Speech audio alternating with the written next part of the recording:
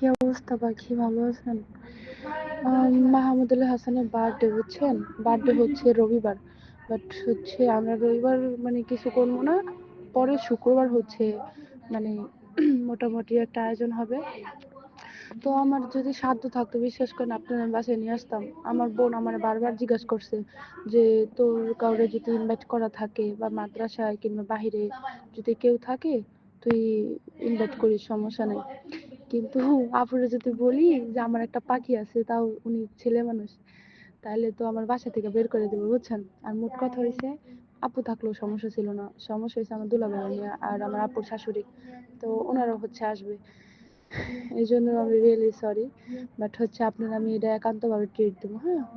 আর এটার বিনিময়ে আপনার সাথে আমি অনেকটা সময় ঘুরবো, ওকে? আর বিশেষ করে রিক্সায়।